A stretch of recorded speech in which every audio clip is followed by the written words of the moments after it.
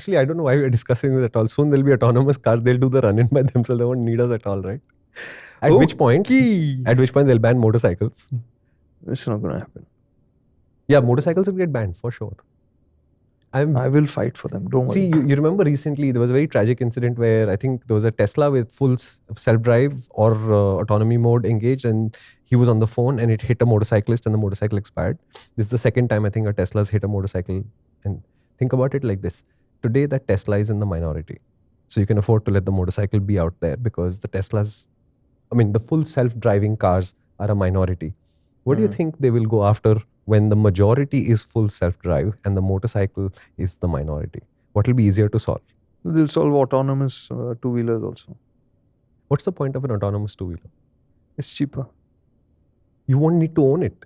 It's autonomous. Fine. A vehicle will just show up when you need it. Yeah, so the two-wheeler will be there when you need it. No? Do you think there'll be two-wheelers in the autonomous future? I think there won't be. We fight for them. Leave us a comment and fight for them. No, you can fight for whatever you want, but do you think it's going to happen as a society? We fight for a lot of stuff, right? We fight for the idea that there should be no sponsorship and there should be no promotion, there should be no advertorials, and this is who MotorInc is. But you go subscription and see what happens, right? I'm saying the ideal is great. The idea is great. Fighting for what you believe in is awesome.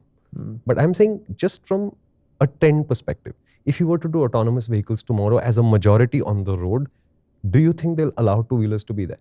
Taking that analogy to this autonomous angle, if there were no motorcycles in the future, I think there'd be a lot of unhappy people as well. Yeah. But unhappy people have existed throughout civilization. They are usually the guys who cause changes to happen. So we have to fight for happiness. That's what I'm saying. We're always fighting for happiness. If you're happy, why would you fight for it?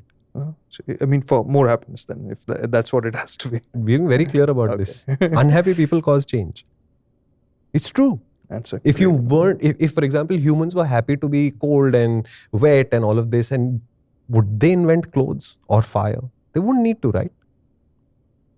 If we were happy to take, 65 years to get around the earth, we wouldn't need a more complicated transportation system, and then running in wouldn't be an issue at all. There'd be a bullock cart and it'd be done. I did not understand that. I'm sorry. I did not understand that. I'm saying if you're happy with where you are. No, 65 years around the earth bit. If you wanted to go around the earth and you didn't have a modern transportation system that can do it in a matter of hours, if this was not even a thing, then you'd be effectively how migration used to work back in the day, where over generations we slowly went to different parts of the earth and settled down and became the human civilization as a diffuse thing.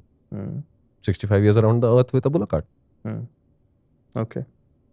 Fine. There was a need for it. There were people unhappy about it. That is why we did those things. Shumi is always like that. He's always kidding around and also dead serious. There's a lot more of that style of conversation on the main MotorInc channel, so head out and catch the full conversation.